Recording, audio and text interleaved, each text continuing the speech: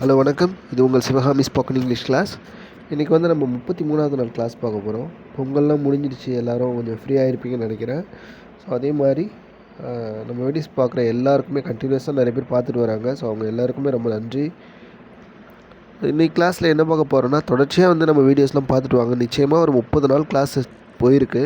So இதில் வந்து உங்களுக்கு பேசிக் என்ன அப்படின்னு சொல்லிட்டு உங்களுக்கு கொஞ்சம் புரிஞ்சிருக்குன்னு நினைக்கிறேன். ஆனால் நான் வந்து இது வரைக்குமே அந்த கிராமர் ரூலோ இல்லை ஸ்கூலில் நடத்துகிற மாதிரியே எதுவுமே நான் சொல்லலை. ஃபஸ்ட்டு ஒரு சென்டென்ஸ் வந்து எப்படி மேக் பண்ணணும், அதுக்கு எந்தெந்த வார்த்தைகள்லாம் எப்படி எப்படி பயன்படுதுன்றது அப்படின்னு மட்டும் தான் சொல்லிட்டு வந்தேன். ஸோ ரொம்ப ரொம்ப முக்கியமானது இது எல்லாமே. இனிமேல் வரப்போகிற கிளாஸஸ் வந்து ரொம்ப முக்கியம். கொஞ்சம் கவனிச்சுட்டு வாங்க சரியா. இன்றைக்கி வந்து 33வது நாள் கிளாஸில் நான் என்ன சொல்ல போகிறேன்னா 3 சென்டென்ஸு சரிங்களா. அதாவது இப்போது, கடந்த காலத்தில், இனிமேல் வரப்போகிற காலங்களில் நடக்க போகிற 3 சென்டென்ஸ் வந்து எப்படி வந்து இங்கிலீஷ் ஆங்கில வார்த்தைகளில் ஒரு 2 செயலை வச்சு நான் சொல்கிறதுன்னு சொல்லிட்டு ஆல்ரெடி சொல்லியிருந்தேன். ஸோ அதை இப்போ பார்க்கலாம். ஏன்னா இதை பேஸ் பண்ணி தான் இன்றைக்கி கிளாஸ் பண்ணி போகுது சரிங்களா. இப்போது நம்ம ஒருத்தவங்களை பற்றி பேச போகிறோம். அவங்க செய்கிற செயல் ஒன்று இருக்குது சரியா.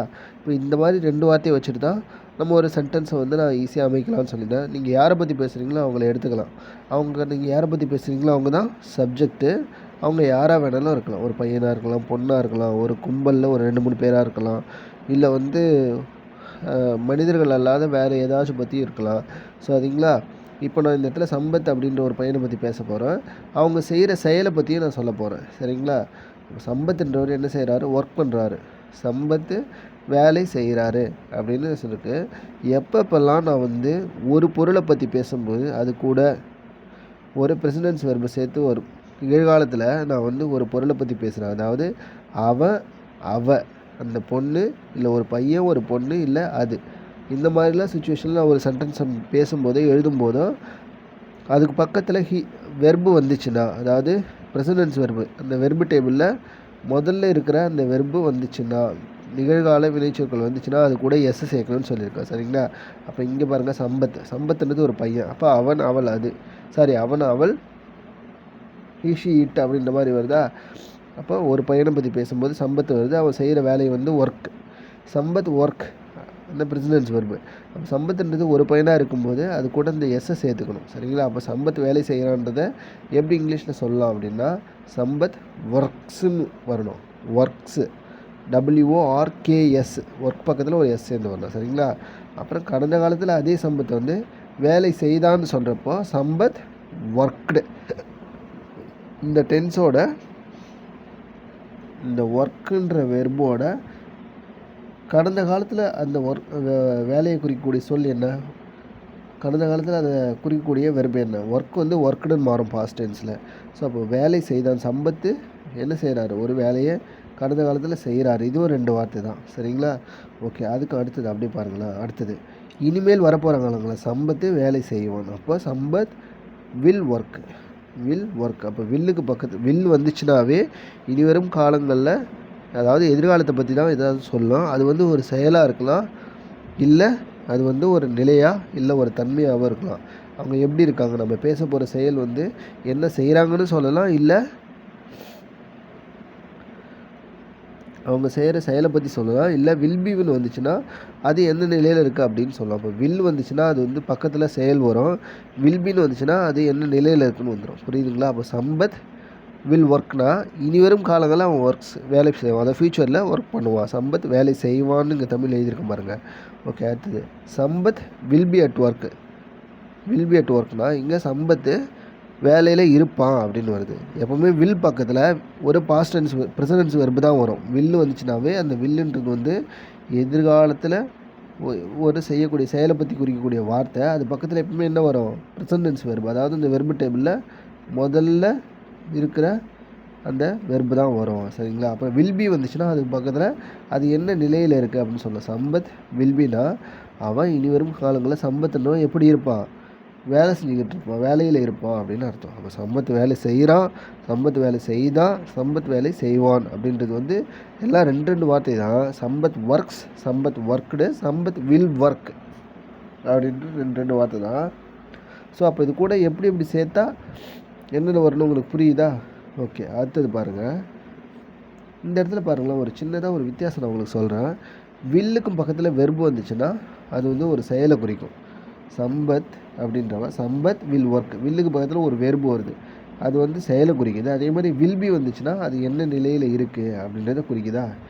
வில்லுன்றத எதிர்காலத்தில் குறிக்கக்கூடிய ஒரு வார்த்தை, பின்றது இரு அப்படின்ற மீனிங்கில் வரும். அப்போ எதிர்காலத்தில் இருப்பான் சம்பத், எதிர்காலத்தில் இருப்பான், எப்படி இருப்பான், என்னவா இருப்பான், அட் ஒர்க், வேலையில் இருப்பான் அப்படின்ற மாதிரி மீனிங் வரும். சரிங்களா. ஓகே, அடுத்தது பாருங்களேன். இப்போ எதிர்காலம் வில்லு, வில்லு என்ன சொன்னால் அதே தான்.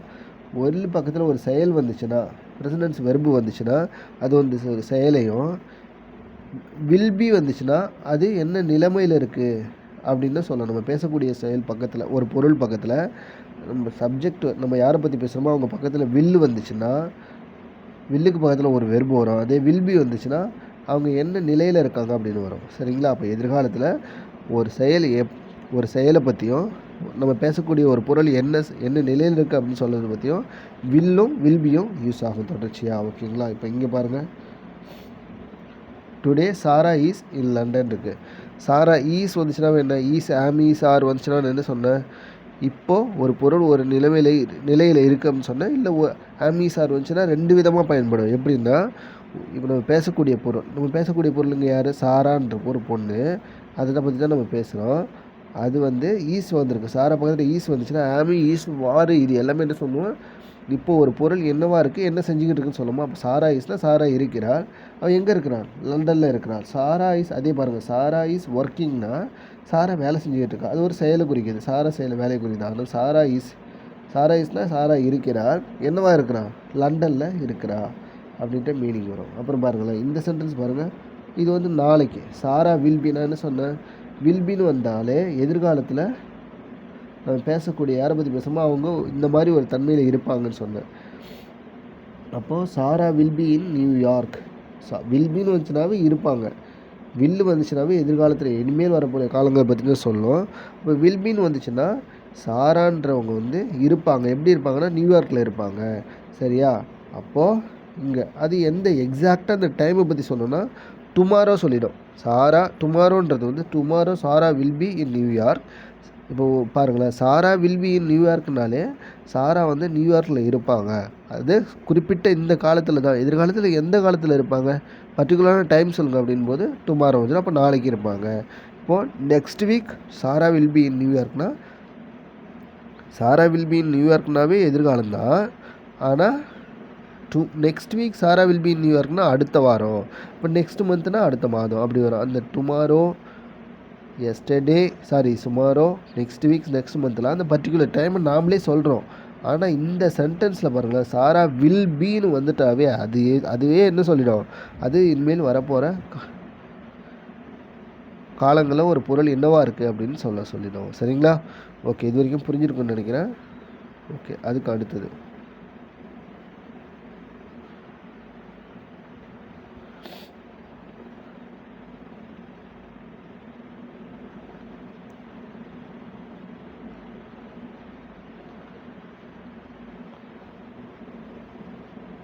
அடுத்தது பாருங்களேன்.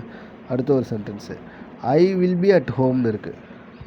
நான் வில்பினா இருப்பேன், நானும் இருப்பேன், எங்கே இருப்பேன், வீட்டில் இருப்பேன். ஸோ புரியுதுங்களா. ஐ வில் பி வந்துட்டாவே எதிர்காலத்தில் இனி வரப்போகிற காலங்களில் நான் ஒரு இடத்துல இருப்பேன், ஒரு தன்மையில் இருப்பேன், இல்லை என்னவா இருப்பேன், எப்படி இருப்பேன்னு சொல்லுது. ஐ வில் பி, நான் இருப்பேன் எதிர்காலத்தில், எப்போ, அட் ஹோம், வீட்டில் இருப்பேன், நான் வீட்டில் இருப்பேன். Tomorrow I will be at ஹோம்னா நாளைக்கு நான் வீட்டில் இருப்பேன், ஆஃபீஸ் போக மாட்டேன், லீவ் போட்டுக்கிறதுனால நான் வீட்டில் இருப்பேன். அதே மாதிரி த பேர்ட்ஸ் வில் ஈட் திஸ் அப்படின்னா, இந்த பேர்ட்ஸுன்னு இருக்கா, பறவைகள் எல்லாம் வில்லுன்னா சாப்பிடும், இனிமேல் வரப்போகிற காலங்களில் சாப்பிடுன்னு அர்த்தம். வில் ஈட்டுனா வில்லு பக்கத்தில் ஒரு வெர்பு, ப்ரெசன்ஸ் வெர்பு வந்திருக்கு, அதை இனிமேல் வரப்போகிற காலங்களில் நடக்கக்கூடிய செயலை பற்றி சொல்லுது. அப்போ வில் ஈட் திஸ், அந்த பேர்ட்ஸ் வில் ஈட் திஸ் அப்படின்னா இது எல்லாத்தையும் பறவைகள் சாப்பிட்டா அது பறவைகளுக்காக மேலே வைங்க அப்படின்னு அர்த்தம். சரி, இந்த சென்டென்ஸ் புரியுதா. அடுத்தது, I will not be here tomorrow. I will be at ஹோம்னா நான் வீட்டில் இருப்பேன், நாளைக்கு வீட்டில் இருப்பேன். ஐ வில் நாட் பின்னா நான் இருக்க மாட்டேன், இதுமாரி காலங்களில் நீங்கள் சொல்கிற நேரத்தில் நாங்கள் இருக்க மாட்டோம். So I will not be here, நான் இங்கே இருக்க மாட்டேன், எப்போது, நாளைக்கு. Tomorrow I will not be ஹியர்னா நான் இங்கே இருக்க மாட்டேன், நாளைக்கு நான் இங்கே இருக்க மாட்டேன்னு அர்த்தம். அப்புறம் don't watch horror movies, you won't sleep அப்படின்னு வந்துச்சுன்னா, don't watch horror movies, you won't ஸ்லீப்னு வந்துச்சுன்னா இந்த அப்பா சொல்லுவார்ல, இந்த பேய் படம்லாம் பார்க்காதீங்க, இல்லை இந்த மாதிரி ரொம்ப ஒரு திகில் படங்கள்லாம் பார்க்காதீங்க, ஏன்னா தூக்கம் நிம்மதியாக தூக்கம் வராது அப்படின்னு சொல்லும்போது, இப்போ don't watch horror movies, you won't sleep அப்படின்னு சொல்லும்போது, யூ ஓன்ட் ஸ்லீப் குட் அப்படின்னு கூட சொல்லலாம். இல்லை நீங்கள் நல்லா தூங்க மாட்டீங்க அப்படின்னு சொல்லலாம், ஏன்னா பயம் ஒரு மாதிரி இருக்கும். சரிங்களா? ஓகே, இதுவும் புரிஞ்சிருக்கா? இப்போ அடுத்தது நான் சொல்கிறேன். அடுத்த சென்டென்ஸ் பாருங்கள். இப்போ ஐ திங்க்னு ஒரு சென்டென்ஸ் இருக்குது. நம்ம எப்போவுமே அடிக்கடி பயன்படுத்தக்கூடிய வார்த்தை இது, ஐ திங்க்.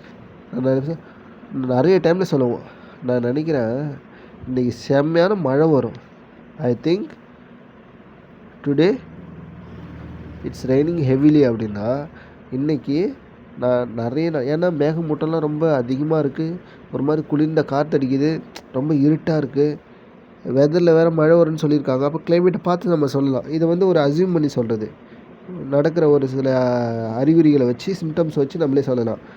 அப்போது ஐ திங்க் அப்படின்றது கூடயும் எதிர்காலத்தில் நடக்க போகிற செயலை பற்றி தான் சொல்லலாம். அப்போ ஐ திங்க் அப்படின்னு சொல்லிட்டு அதுக்கு பக்கத்தில் ஒரு வில்லை வச்சு ஒரு சென்டென்ஸ் மேக் பண்ணலாம். இதெல்லாம் எப்பவுமே ஸ்டாண்டர்டாக இருக்குங்க பாருங்களேன். ஐ think CSK will win the match அப்படின்னா நான் நினைக்கிறேன், இப்போ நாளைக்கு வந்து சிஎஸ்கேக்கும் மும்பை இந்தியன்ஸுக்கும் ஒரு இல்லை சிஎஸ்கேவுக்கும் வேறு ஒரு டீம் கூடயும் ஒரு ஃபைனல் மேட்ச் நடக்குது அப்படின்னு வச்சுக்கிங்களேன்.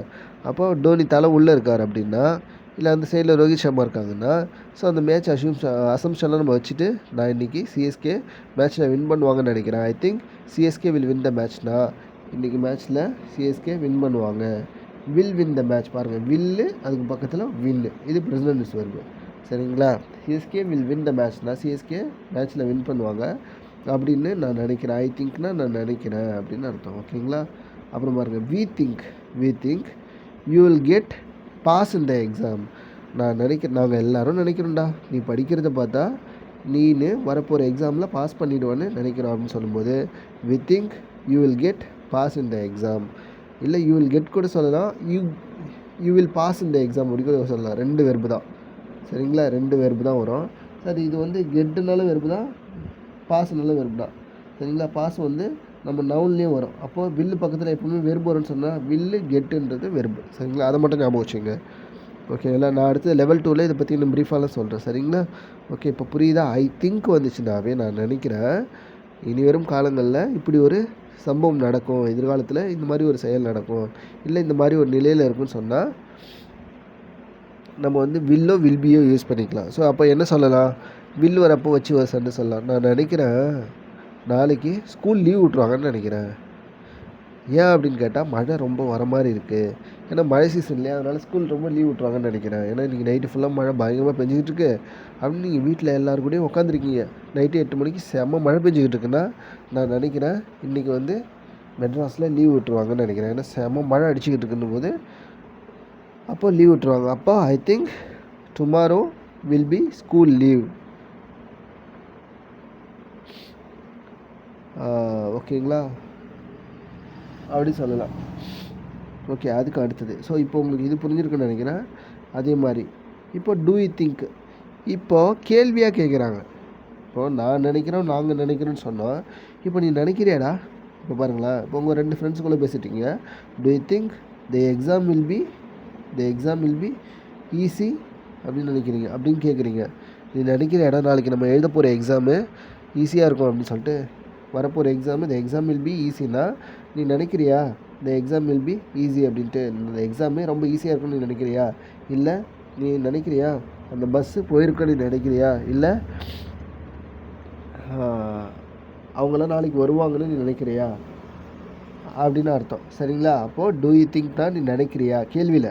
த எக்ஸாம் வில் பி ஈஸி, அப்போ த எக்ஸாம் வில் பி ஈஸினா நாளைக்கு அந்த எக்ஸாம் ஈஸியாக இருக்கும்னு நீ நினைக்கிறியாடா அப்படின்னு கேட்கும்போது, ஆமாம், I don't think the exam will be easy. அப்போ ஆன்சர் பாருங்கள், I don't think the exam will be ஈஸினா நான் நினைக்கல நாளைக்கு எழுத போகிற எக்ஸாமு ஈஸியாக இருக்கணும், ஏன்னா நான் படிக்கவே இல்லை சுத்தமாக, அப்புறம் எப்படி அது ஈஸியாக இருக்கும்? சரிங்களா?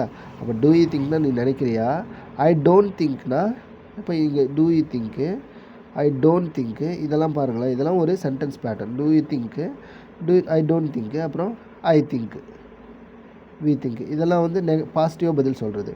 Two you think the exam will be easy, அதுக்கு பதில் பாருங்கள், no I don't think the exam will be easy. இல்லைன்னா yes I think the exam will be easy அப்படின்னு சொல்லலாம். சரிங்களா? ஓகே ஓகே அதுக்கு அப்போ அடுத்தது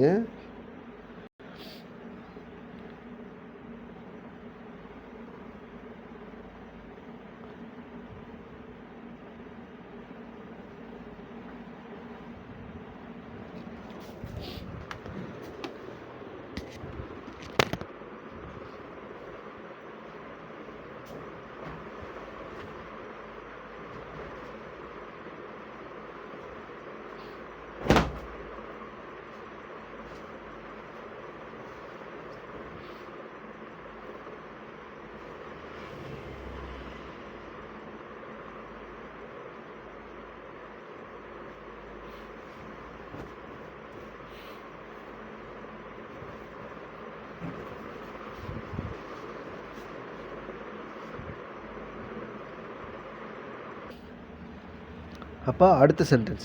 இப்போது அடுத்த சென்டென்ஸ் பார்க்கலாமா? இப்போ இங்கே பாருங்களேன், இதில் என்ன சொல்லியிருக்காங்க?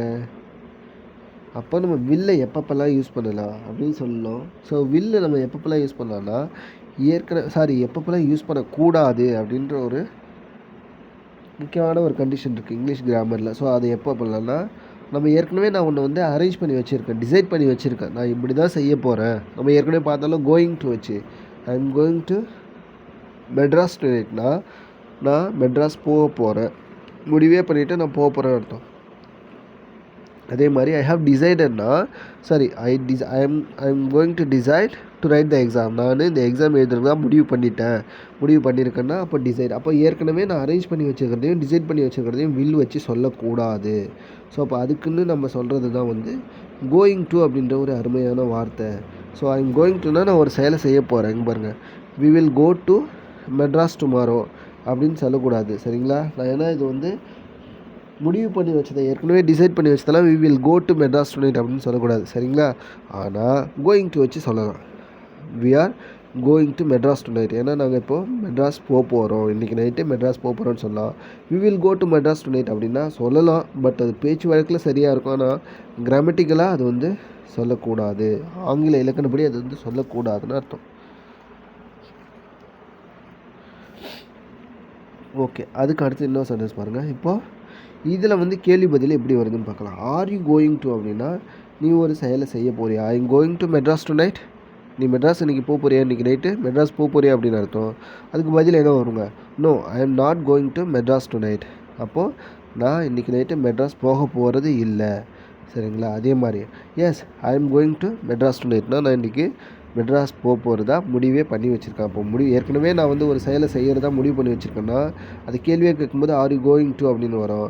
பதில் இல்லைன்ற பட்சம் ஐ எம் நாட் அப்படின்னு சொல்லிக்கலாம், ஐ எம் நாட் கோயிங் டுன்னு சொல்லலாம், இல்லை நோன்னு சொல்லிக்கலாம். ஆமாம் முடிவு பண்ணி தான் வச்சுருக்கோம் அப்படின்னு சொல்லும்போது ஐ am going to Madras to night அப்படின்னு வரும். சரிங்களா? ஐ எம் கோயிங் டு அப்படின்னு வரும்.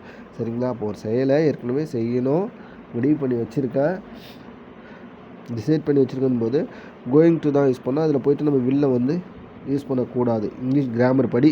பட் நிறைய பேர் வந்து பேச்சு வழக்கில் யூஸ் பண்ணுறாங்க, அதை நீங்களும் உங்களுக்கு விருப்பம் தான் யூஸ் பண்ணிக்கலாம். ஆனால் பேசும்போது யாராவது கேட்கவும் மாட்டாங்க. நீங்கள் பேசிகிட்டே இருக்கீங்க, திடீர்னு ஒன்று தப்பாக சொல்லிட்டீங்க, நிறுத்து ஏன் அப்படி தப்பாக சொன்னேன் அப்படிலாம் சொல்லக்கூடாது, அது சரியாக திருத்தி பேச அப்படின்னு சொல்லுவாங்க. அவங்க பேசுகிறது கேட்டு போயிடுவாங்க. சரிங்களா? ஆனால் எழுதும்போது அந்த தவறுகள் தெரியும். சரிங்களா? ஓகே அப்போ இந்த சென்டென்ஸ் பாருங்கள், ஷல்லுன்னு ஒரு வார்த்தை இருக்குது. ஷல்லும் ஈக்குவல் டு வில்லு மாதிரி தான். ஆனால் ஷல்பி இதெல்லாம் வந்து எப்போ யூஸ் ஆகும்னா ஐ அப்படின்ற நான் என்னை பற்றி பேசும்போது மட்டும்தான் ஷல்லி யூஸ் ஆகும். அதாவது சப்ஜெக்டாக ஐ வர இடத்துல மட்டும்தான் ஷல்லி யூஸ் ஆகும், ஷல்பி யூஸ் ஆகும். பாருங்கள், ஐ ஷல் பி லேட்னா நான் தாமதமாக வருவேன் அப்படி அர்த்தம். I shall not be here டுமாரோனா நான் இங்கே இருக்க மாட்டேன். சரிங்களா? நாளைக்கு நான் இங்கே இருக்க மாட்டேன்னு அர்த்தம். சரிங்களா? ஓகே அதே மாதிரி don't use with he she it you they. இங்கே பாருங்கள், you shall be late, they shall be late, it shall be late, he shall be late, we shall be late அப்படிலாம் வராது. ஒன்லி ஐ மட்டும்தான் use பண்ணணும். ஷல்பி கூட ஐ வந்துச்சுன்னா பக்கத்தில் ஷல்பி போட்டு யூஸ் பண்ணலாம். ஆனால் ஹீ ஷீ இட்டு யூ தேலாம் யூஸ் பண்ணக்கூடாது. இங்கே பாருங்கள், இந்த சென்டென்ஸ் பாருங்கள், டாம் வில் பி லேட் அப்படின்னு ஒரு சென்டென்ஸ் இருக்குது. இப்படி சொல்லலாம், டாம் வில் பி லேட் அப்படின்னு. ஆனால் டாம் ஷல் பி லேட், ஏன்னா டாம்னா ஒரே ஒரு ஒருத்தவனை பற்றி சொல்லுது, அது வந்து ஹீயில் வரும். சரிங்களா? அது ப்ரோனவுனாக கன்வெர்ட் பண்ணால் ஹீல வரும். அப்போது என்னை பற்றி பேசும்போது மட்டும்தான் ஷல் பி யூஸ் பண்ணணும். மற்ற டைம்லாம் ஷல் பி யூஸ் பண்ணக்கூடாது. சரிங்களா? ஐ அப்படின்ற சப்ஜெக்ட் வரும்போது மட்டும்தான் ஷல் பி யூஸ் பண்ணணும். மற்ற டைம்லாம் ஷல் பியை யூஸ் பண்ணக்கூடாது. சரிங்களா? வில்லு தான் யூஸ் பண்ணணும். ஓகேங்களா? அப்போ இது வரைக்கும் உங்களுக்கு புரிஞ்சிருக்கும்னு நினைக்கிறேன். வில்லுக்கும் ஷல்லுக்கும் என்ன வித்தியாசம், அது எப்படி எப்படிலாம் பயன்படுது. அதே மாதிரி வந்து நான் ஒரு செயலை வந்து ஆல்ரெடி முடிவு பண்ணி வச்சுட்டேன். அதில் வந்து நம்ம வில்லை வந்து யூஸ் பண்ணணுமா, இல்லை ஷல்பி கோயிங் டு வந்து யூஸ் பண்ணணுமான்னு உங்களுக்கு சொல்லியிருக்கேன். ஸோ இதெல்லாம் ரொம்ப முக்கியமானது. நாளைக்கு வேறு ஒரு வார்த்தையெல்லாம் நம்ம சந்திக்கலாம். ரொம்ப நன்றி. பாய், டேக் கேர். அப்போ இன்கேஸ் ஏதாவது டவுட் இருந்துச்சுன்னா நீங்கள் நிச்சயமாக கமெண்ட் செக்ஷனில் சொல்லுங்கள், நான் ரிப்ளை பண்ணுறேன். ஓகேங்களா? Bye, take care. We will meet tomorrow. Bye.